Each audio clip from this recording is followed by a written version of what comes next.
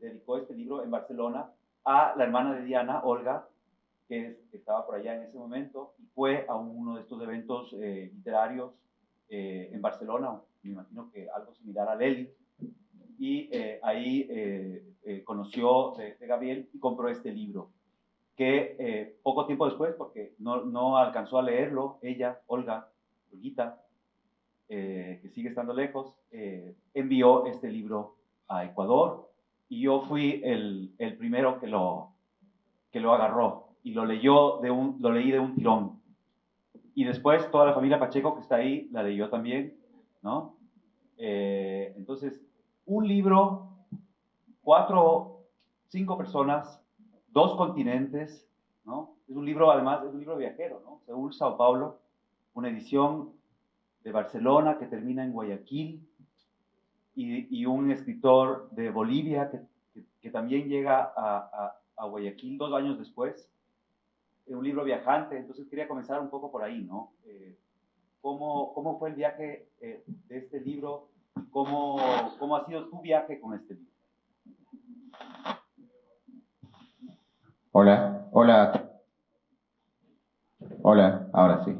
Hola a todos, a todas. Primero quiero agradecer mucho a la gente de Eli por la invitación. Esta presencia mía aquí es bien. Bien. A ver, ¿qué onda?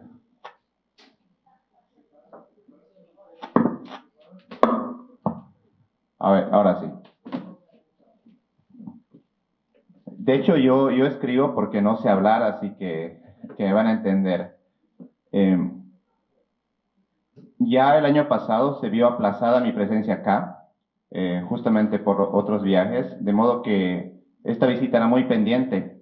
Yo siempre le guardo mucho cariño a los países que tienen una gran relación con Bolivia, ¿no? Si bien Guayaquil no es una ciudad andina, pertenece a Ecuador, que tiene muchos vínculos con Bolivia, históricos, culturales, ¿no? Entonces yo me siento muy en casa en países como Perú, Ecuador, no sé, México. Y bueno, gracias por la invitación, me alegra mucho estar acá. Antes de responder la pregunta del Javier, eh, quizás para los que no conocen les digo de qué va más o menos esta obra. Cuenta la historia de dos adolescentes que hacen el servicio premilitar en Bolivia. El servicio premilitar es una especie de servicio militar que se hace en la secundaria y que creo que hasta hace 5 años era obligatorio en Bolivia. Consiste en que un adolescente de último año de colegio va a un cuartel los fines de semana y todos los días durante la vacación. Por eso es premilitar, porque no es como un soldado normal que va todo el año. Y yo le contaba hoy día a Javier, mientras comíamos y tomábamos una cerveza, que yo solamente quería escribir la historia de dos adolescentes súper cachondos, un poco tontos y dulcemente losers. Yo solamente quería eso, pero lentamente iban aflorando temas, ciertas capas, ¿no? Inevitables a mi juicio de lo que pasa en Bolivia con un adolescente contemporáneo. El tema de la identidad, la música, la migración, esta tensión gigante que pasa en Bolivia entre la modernidad y la cultura ancestral, que siempre está en un tira y afloja constante y que constituye el gran tema boliviano y quizás andino. Pero lentamente todo se me iba de las manos, ¿no? Y aquí el primer chisme literario, esto tenía que ser un cuento, y el título iba a ser coreano, y iba a ser escrito solo en portugués, con interferencias del español. Más o menos un poco parecido a lo que hace este dominicano Juno Díaz, alguien lo leyó, que escribe como con Spanglish, un code switching bien interesante. Yo quería hacerlo así. Pero me di cuenta de que me iba superando las ideas, las voces, los sonidos, y fue creciendo, ¿no? Y se fue transformando en no sé, un tipo Frankenstein lentamente, medio deforme, y es lo que es. A mí me gusta mucho esta cuestión del viaje, ya ni siquiera pensándolo solamente como migración y mucho menos como turismo, ¿no? Sino como movimiento. Me gusta pensar la literatura como movimiento. Yo de niño miraba muchos mapas, muchos atlas, globos terráqueos, me encantaba, yo me perdía horas. Y eso es bien loco porque el libro se llama Seúl, Sao Paulo, o sea, no está el nombre de ninguna ciudad boliviana, pero es un libro muy boliviano en los temas, ¿no? Yo pienso que la identidad boliviana se conforma bastante por la cultura histórica que tenemos con lo indígena, los pueblos indígenas, pero también por la relación que tiene Bolivia con el mundo, que no es una relación globalizante o globalizada como lo serían los de otros países, sino es una relación en la que Bolivia va consumiendo cosas de afuera hasta hacerlas propias. Les pongo un ejemplo. La palabra cuate, que es muy mexicana, la usa hasta mi abuelo ya, quizás porque estaba influenciado por las películas de Cantinflas de niño, qué sé yo. Y aquí voy, que esa palabra se usa tanto, tanto, que no hay forma de entenderla como una palabra solamente mexicana en Bolivia. Es una palabra ya boliviana. Lo mismo pasa, no sé, por ejemplo, ya hablando de los vecinos, con la cumbia villera de Argentina, que tiene tanta presencia en Bolivia que pensar en Bolivia, en la Bolivia de hoy, en las discotecas de Bolivia, sin eso sería contradictorio, sería absurdo, sería incluso antinacional no pensar esa cuestión de la música. Entonces, así pasa con muchas cosas de los vecinos y que yo quería como que incidir en eso con el libro. Ahora bien, su pregunta es esto de los viajes, ¿no? A mí me gusta mucho el hecho de que un libro aunque sea en un lugar común, ¿no? Te hace viajar, pero también el libro construye al autor. Justo estaba leyendo hace poco un ensayo creo que era de Foucault, en el que hablaba que el libro inventa al autor. Porque ¿quién escribe el libro? Un individuo. Y luego sale el libro y el libro inventa al autor, crea al autor, crea una mitología del autor, crea una biografía, muchas veces equivocada. Es bien chistoso que en Brasil, cuando salió este libro, me invitaron a podcast y la gente me decía, a gente está aquí como autor boliviano brasileiro. O sea, me ponía una identidad binacional, pero yo soy boliviano, no soy nada brasileño. Y yo juraba que los podcasteros de allá hubiesen adorado que esta fuese mi biografía. Y yo le decía, no, o sea, lamento decepcionarte, pero mi vida no es tan emocionante. Me acuerdo que estaba presentando el libro en Porto Alegre y, pucha, la editora o una de las presentadoras pensaba que era mi vida, ¿no? Y se decepcionó al saber que yo me fui a Brasil con una maestría y no a trabajar en un taller de costura. Entonces dije, lo siento, pero esta no es lo que pasó. ¿Y a qué voy? ¿A qué voy? Que es lindo cómo el libro crea una biografía desestructurada de su autor, una suerte te da elementos que confunden al lector. Eh, no sé, es como que ahorita, si yo solamente me baso en los libros de Giuseppe, de Lala, voy a pensar que yo soy de una manera, cuando en el fondo son de otra.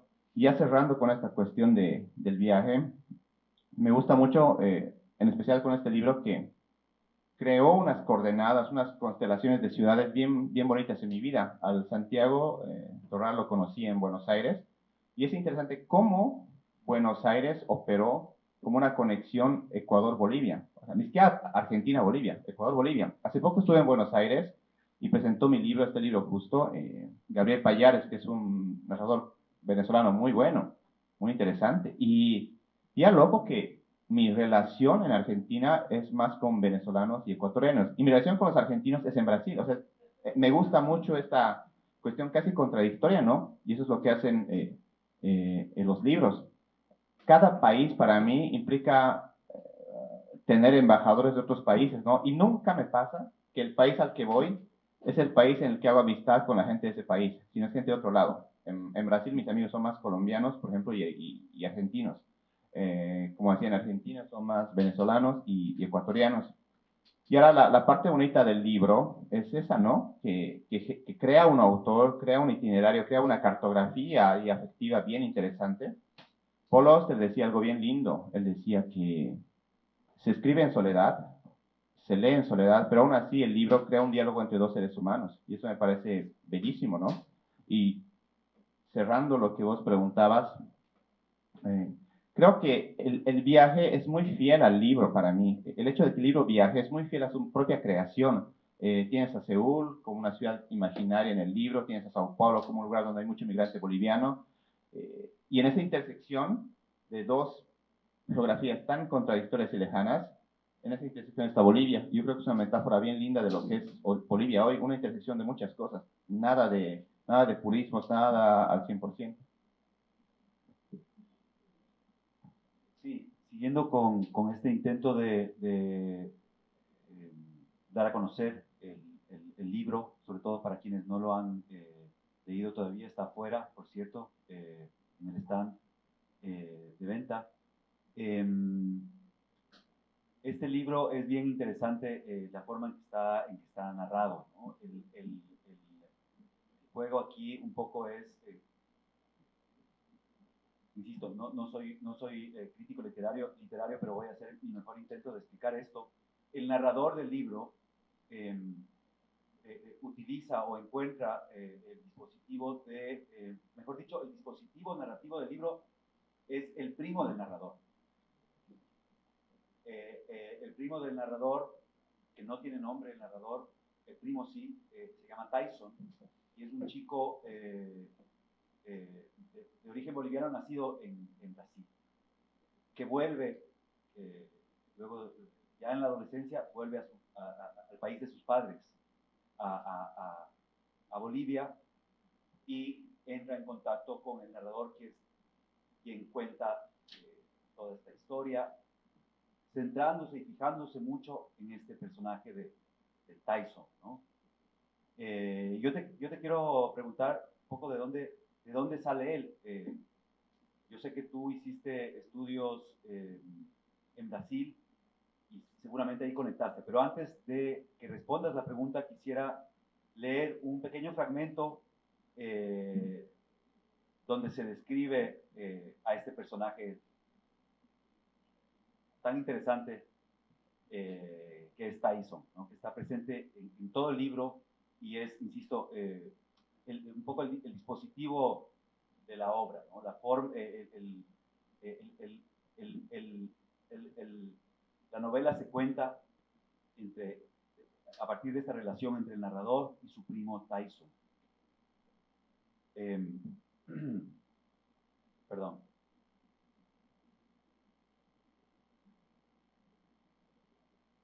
Un segundo para encontrar el fragmento que se me acaba de perder. Aquí está. Ya. Para entender lo que Tyson hará esa tarde, hay que proceder algunos años, hasta su nacimiento. Tyson nació en Sao Paulo, Brasil, el mismo día que Bolivia jugaba la final de la Copa América de 1997. El partido era en La Paz, el rival, la canariña de Ronaldo. Mi tía Corina, su madre, habla sobre el miedo que le congeló el cuerpo al notar que los enfermeros llevaban audífonos en los oídos. Me daba miedo, dice. En ese país todos están locos por el fútbol, peor que aquí. Capaz si por escuchar el partido el médico cortaba algo que no debía cortar. Capaz, si Bolivia ganaba, por venganza, los enfermeros aumentaban la temperatura de la incubadora y tu primo salía quemado. Pero Bolivia perdió, Tyson no se quemó. Al contrario, nació más claro que el resto de la familia Paxi. Su infancia fue una batalla constante entre la lengua de sus padres y la lengua de su pasaporte. Mucho portuñol, también algo de aymara. La familia vivía en un barrio de bolivianos, entre tucumanas y pollos a lo bróster. Era el Alto en Brasil, cuenta el tío Waldo. Era como si nunca hubiéramos pasado de la garita de Lima. Mi compadre, sigue el tío Waldo, tenía una peluquería en Coimbra, igual que en La Pérez. Podías escoger entre Firpo u Honguito. Contra todo pronóstico, mi primo escogió ondularse el pelo. Tenía 13 años, la edad en la que se deciden muchas cosas. Se hizo corintiano, se puso a trabajar, decidió que se enamoraría. Entonces, repito la pregunta, ¿de dónde salió Tyson?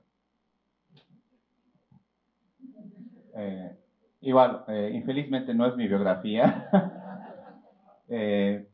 A mí siempre me han gustado los dúos dinámicos, así, no sé, Batman y Robin, no sé, Ronaldo y Ronaldinho, Marcelo Salas, Iván Zamorano. Me gusta mucho, claro, esta cosa de dos, que es muy parte de la cultura andina, ¿no? Cuando en Bolivia tomas cerveza con tus amigos, nunca compras solo una, siempre compras el par, dos, cuatro. Entonces, lo tengo muy presente eso. Y yo de niño siempre tenía un mejor amigo. Me gustaba mucho esa relación. No era una persona que tiene su grupo. Siempre tenía un amigo. Se le dice yunta en La Paz, en Bolivia. Como un yunta, ¿no? Con quien hacía las cosas. Y me queda mucho esa imagen, ¿no? Porque al final tu amigo, tu brother, sirve como un espejo distorsionado de voz. Un espejo medio roto. Porque pueden ser muy diferentes, pero están en un mismo proyecto, en este caso familiar o afectivo.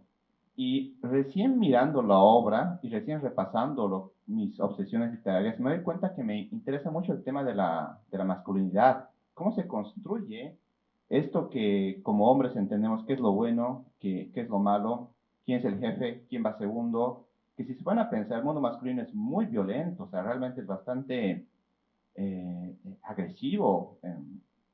Yo estudié sociología, luego de estudiar derecho, y leyendo pues, a autores, ¿no? Empezaba como a sociologizar el mundo, ¿no? Y yo iba a una discoteca, no sé, y era súper evidente cómo, no sé, había una chica ahí bailando y habían dos tipos que querían con ella, pues cómo, incluso gestualmente, cómo cambia el hombre en eso, o sea, su postura.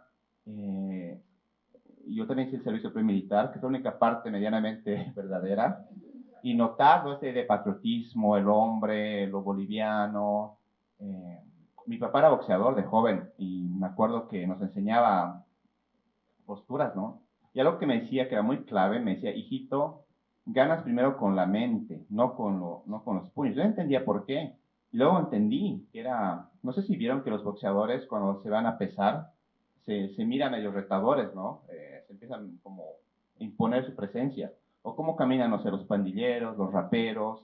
Parece que es una performance absurda, pero en el fondo es como los perros, como los animales que gruñen, justamente, que levantan el lomo para imponer respeto. Entonces, yo me di cuenta que esos temas me obsesionaban siempre. No le ponía ese nombre cuando escribía el libro, pero ahora lo pongo, ¿no? Como un estudio de qué es ser un hombre andino en Bolivia, un adolescente, ese pre-hombre, esa formación de hombre.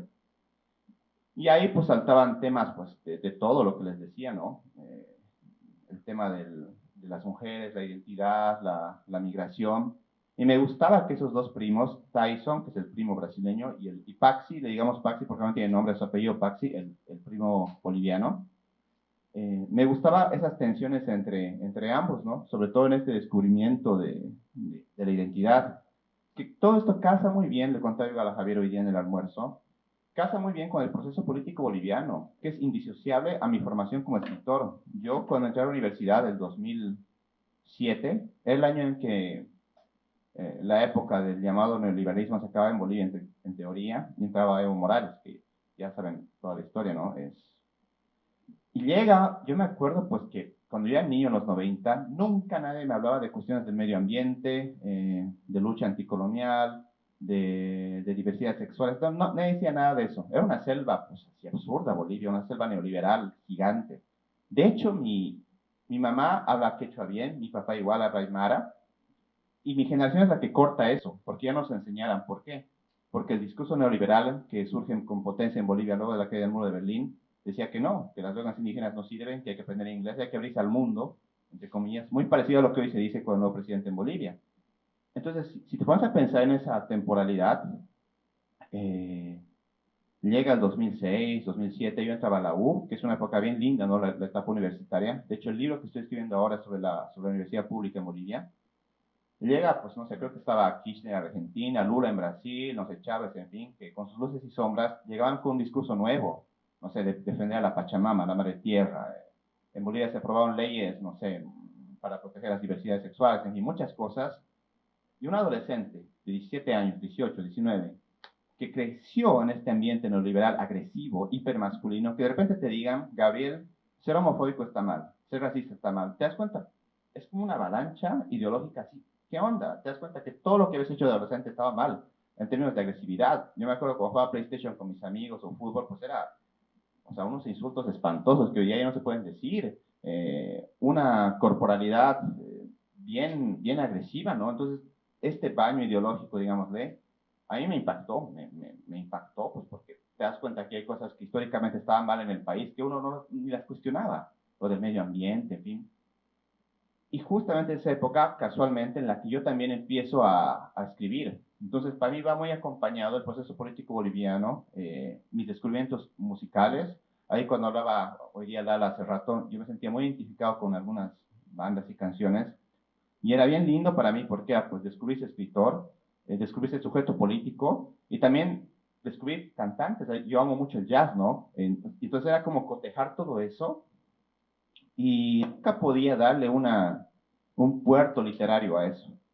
Hasta que el 2016 yo me fui a Brasil a estudiar una maestría a Río y ahí surge esto, ¿no? Esta necesidad, más como un error, porque te dije iba a ser un cuento, una necesidad de contar cosas Y hoy día algo que comento siempre, el libro toca muy frontalmente estas tensiones identitarias de Bolivia, ¿no? Lo moderno con lo ancestral, el racismo, la identidad, que no es que yo esté diciendo algo nuevo, es la Bolivia diaria, de hecho es el Ecuador diario también, el Perú diario.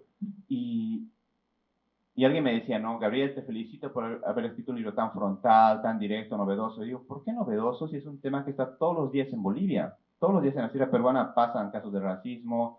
El año pasado, hace 2 años, Dina Boluarte no se mató no sé cuántas personas en Perú. En Bolivia hubo una masacre hace 5 años que siempre mueren indígenas, o sea, siempre mueren casualmente gente indígena. Y, y ahí me di cuenta que no es que el libro sea novedoso, es que mucha gente callaba esos temas, ¿sabes? Hay un pacto de silencio en Bolivia respecto a temas que nos hacen, porque boliviano promedio, ¿aquí hay alguien de Bolivia?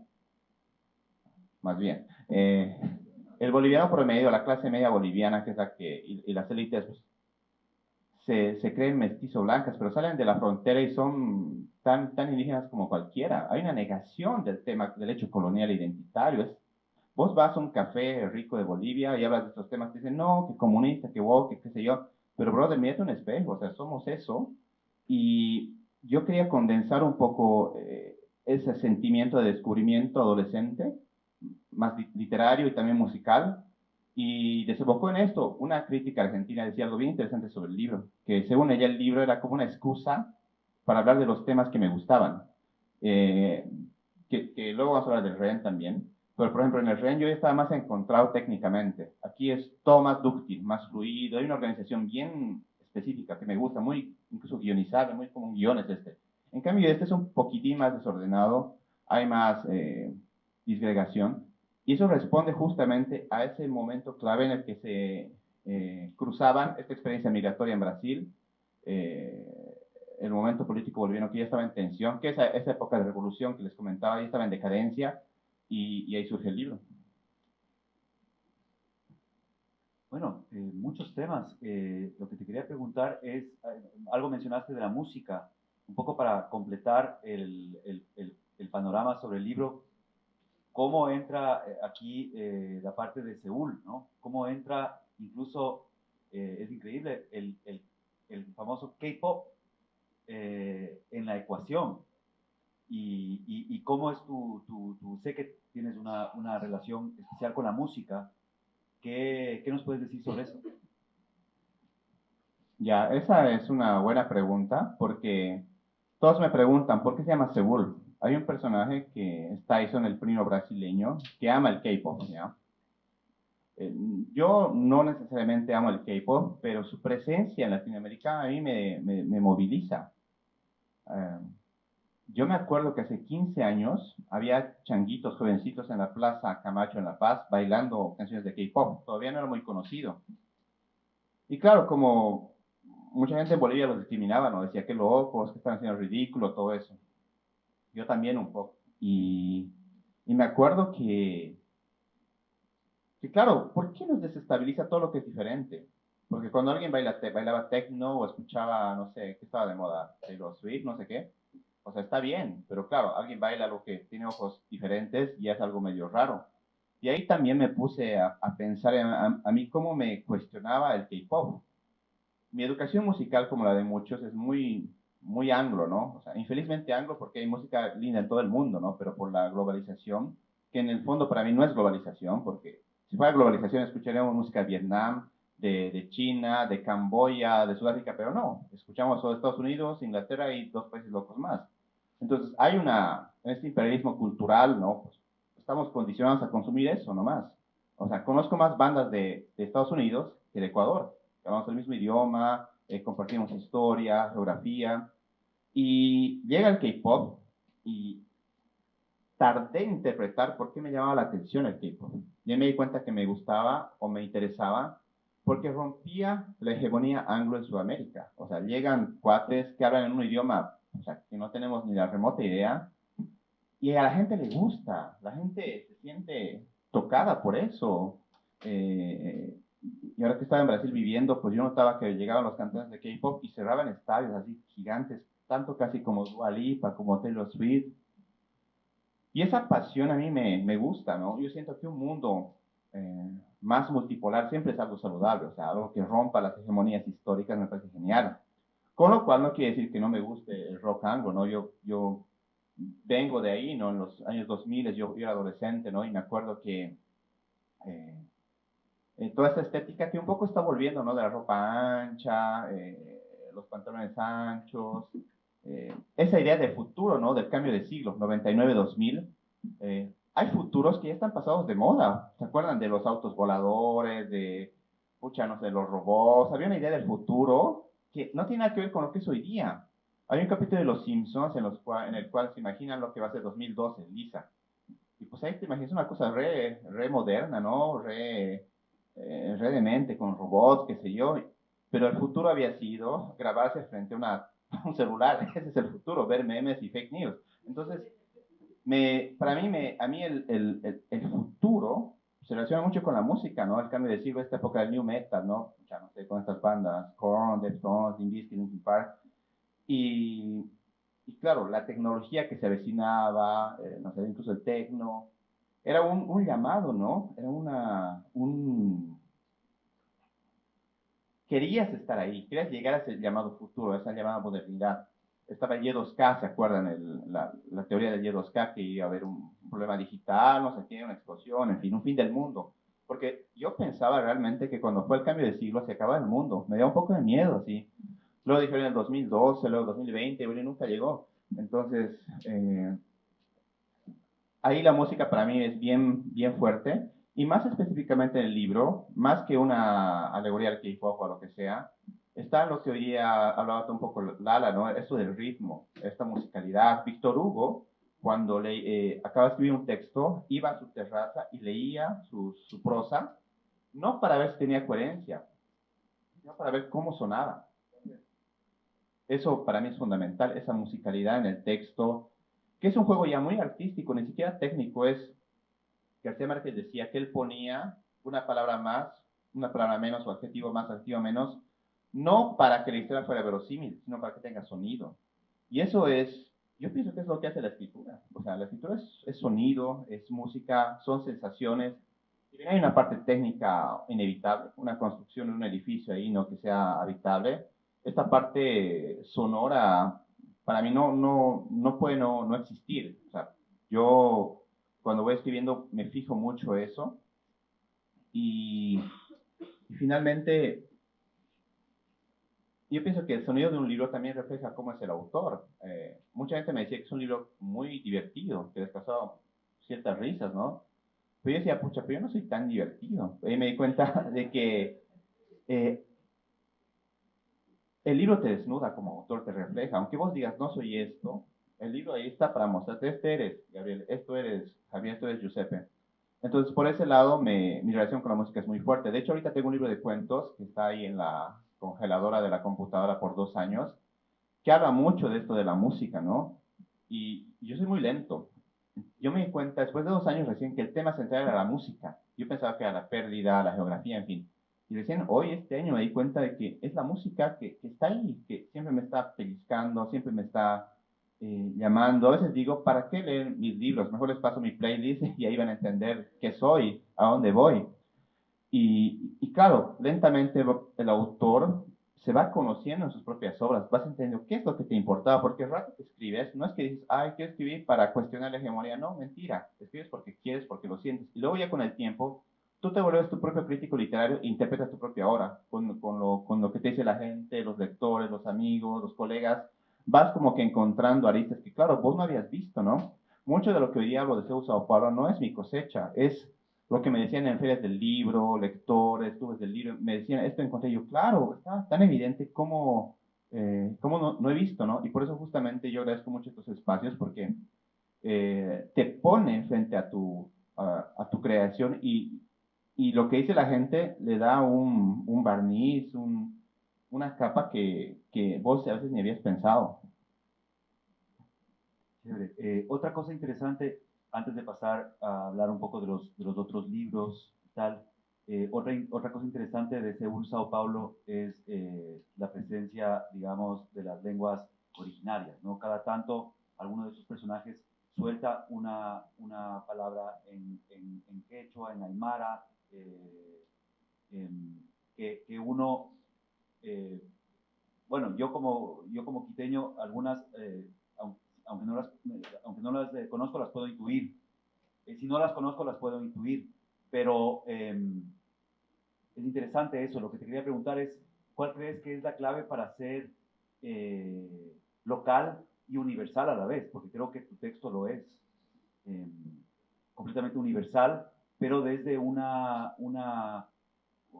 desde este tema de no ocultar, digamos, de ninguna forma los rasgos del lugar de origen. Y es toda una reflexión esto, ¿no? Se supone que, bueno, mejor lo escuchamos a ti. Dale, yo pienso que la única forma de ser universal es siendo fervientemente local. O sea, cuando te apegas a lo que eres, a lo que crees, el lector se da cuenta, el lector no es tonto, el lector, les pongo un ejemplo, a ver, ¿cómo le dicen a la polera? ¿Acá es polera? ¿O remera o playera? Camiseta. Mira, una cosa tan simple, en Bolivia es polera, en Argentina es remera, en México playera, en Venezuela franela. Tan simple. Equivocadamente al inicio yo pensaba que pues había que crear un lenguaje más neutro, ¿no? Un lenguaje tipo Nickelodeon para agradar. Cuando el lector intuye, adivina, busca, entonces cada vez me voy dando cuenta más que la única forma de llegar a más gente, ser más universal, es siendo local, respetando las palabras como tú las conoces. Y también es una cuestión política, o sea, alguna vez cuando yo publico en El País de España, cuando pongo algún término y me dice la editora, no, pues ponle en algo más neutro. Yo digo, cuando tú pones en tu texto español un término muy español como guayo, gilipollas, nadie te dice traducirlo a español neutral, pero claro, cuando un boliviano pone, un nicaragüense pone sus palabras, claro, ahí tienes que poner en pie de página. Entonces yo pienso que hay una resistencia ahí, de eso vamos a hablar en la charla con Giuseppe de Escribir entre Lenguas, que el lenguaje es político, o sea, eso del lenguaje neutral no existe, es una total mentira que nos dicen para fingir que no hay una tensión en eso, ¿no? Y ahora que preguntas esto de lo indígena, ¿no? En Bolivia, les contaba, hasta los años 90, todos los mayores de 25 años, 28, pueden hablar aymara, quechua, tupi-guaraní, en fin. Pero pues por esta idea de globalización se va cortando eso, ¿sabes? Se va cortando y es una gran pérdida porque mi generación ya no aprendió eso. Yo aprendí un poco porque fui a un curso especial para como medio que ubicar de qué va la lengua, ¿no? Pero hay este corte eh, del aprendizaje natural bien violento, ¿no? Bien violento por esos discursos universalistas, ¿no? De abrirse al mundo, del progreso, que es un vocabulario que suena muy bonito, ¿no? ¿A quién no le gusta ser moderno? Pero que muchas veces en Bolivia se usó pues, para fingir que no somos lo que somos, ¿sabes? O sea, somos... Y es vergonzoso porque hay gente de mi edad que pues, te puede hablarte con un gringo, con un canadiense en inglés tranqui, pero claro, vas al pueblo que está a 2 kilómetros donde hablan aymara y no puedes hablar. Es una contradicción hasta absurda. Y claro, ha habido intentos en los últimos años geniales. Hay un premio de literatura indígena también, pero todavía es muy escaso frente a este poder avasallador de lo globalizante, como se dice. Y ahí hay que agarrar la presencia del portugués, ¿no? Que a mí me influye mucho. Yo viví 10 años en Brasil, viví en Río, en Sao Paulo, en Goiânia, y inevitablemente algo de esa lengua queda en mí, no tanto en que mezcle idiomas, no es que se me sale a veces el portugués, no, pero sí la cierta sonoridad del lenguaje. eh, el boliviano, el andino es muy serio, muy tímido, un poco preocupón, y el brasileño es muy relajado. Yo pienso que esa huella de relajo se quedó un poco en mí y también eh, este pacto con la alegría, que inevitablemente se refleja esto. Una amiga venezolana que es Stephanie Rodríguez me decía, ella vivió en Brasil mucho tiempo, me decía que ya no puede ver el español ahora sin el velo del portugués. Yo concuerdo con eso. Te deja una marca el idioma en el que donde vives. La primera vez que yo dije te amo en portugués, para mí era un evento, porque era algo, pues sentir esa sensación en otro idioma es increíble. Por ejemplo, yo nunca dije I love you de verdad en inglés, o sea, lo dije pues por burocracia, ¿no? Pero en portugués es algo que, como cuando insultas, ¿no? Cuando insultas en una lengua que no es la tuya, es que realmente estás sintiendo la lengua. Y y ahí en el libro confluye, ¿no? El español boliviano, el aymara, el portugués y alguna frase en coreano que está googleando, agarré. Entonces, eso es la lengua, ¿no? Y si revisan el libro, no hay palabras en itálicas, en cursivas, porque yo pienso que ponerlas en cursivas era como decir esta palabra es de afuera, como una suerte de aduana lingüística en la que dices qué es, qué no es, que pues a mí me parece absurdo. El lenguaje lo hace la gente, ¿no? Y por mucho tiempo en Bolivia a los textos se les ponía, a los localismos se los ponía en cursiva, como una suerte de escáner diciendo esto no cuenta, esto no es culto, esto es inculto. Y es una política que yo tengo en mis libros. Yo nunca uso itálicas, a menos que sea para algún énfasis, pero nunca coloco cursivas porque es como decir, o sea, esta palabra no cuenta, es menos ciudadana en esta república del libro, que me parece absurdo. Excelente. Y para entrar un poco más en el rehén, cuéntanos cómo fue el proceso de esa obra. Es una obra eh, eh, un poco más corta, ¿no? Un relato extenso que ahora está también circulando bastante. Tiene que ver además con un tema de un secuestro. Tal vez surge, eso es parte de lo que te quería preguntar, de dónde surge, si surge de un tema noticioso, por ejemplo, y cómo fue el proceso de esa obra y también que nos cuentes algo sobre, sobre tu experiencia en la literatura infantil, que es algo eh,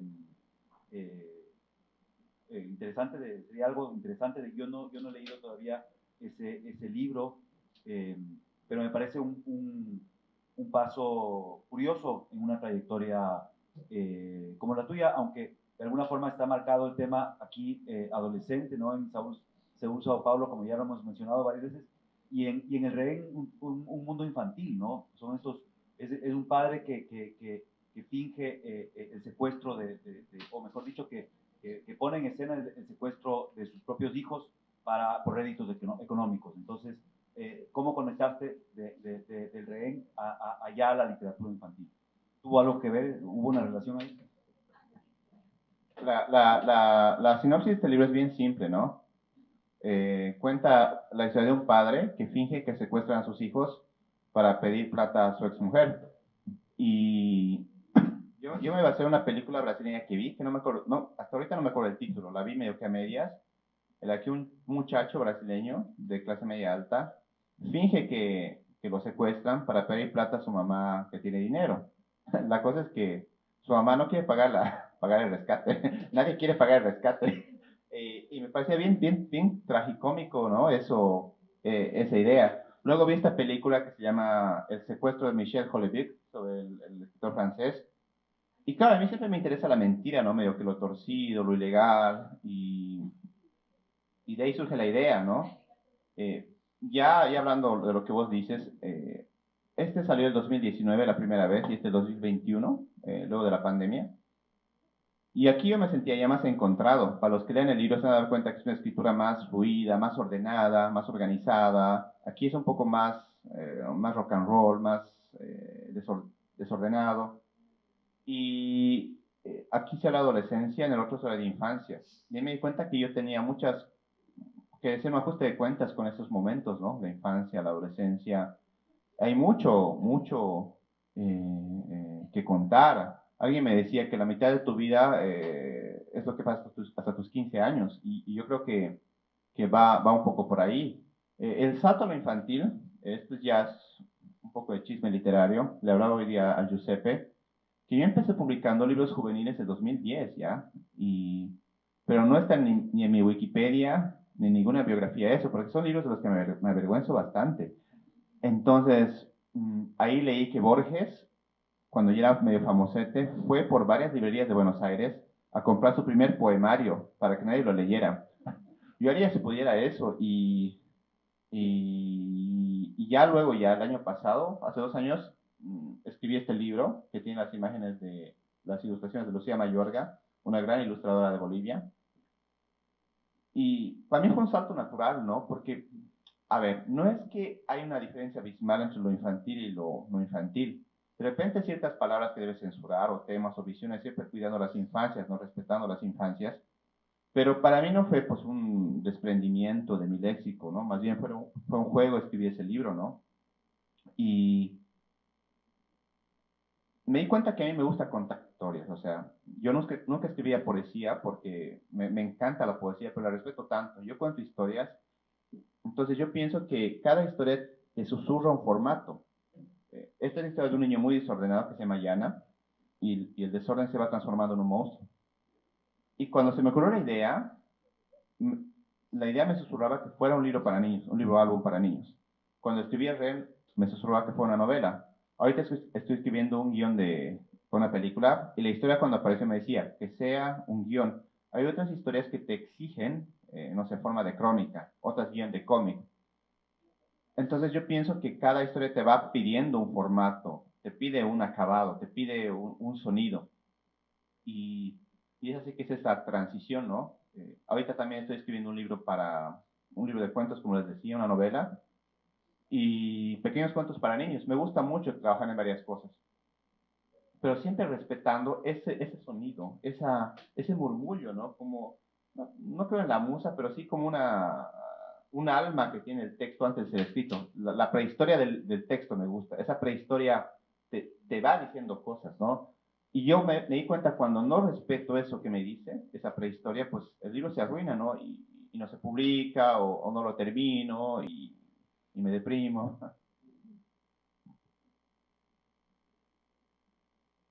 Bueno, dice la organización que hay espacio para una última pregunta. Bueno, no, yo más bien quería, o sea, sobre todo agradecer a Gabriel y recordarles que va a participar en otra charla el día sábado, ¿no es cierto? Entonces, para que corran la voz, eh, em, yo tendría varias últimas preguntas, pero tal vez...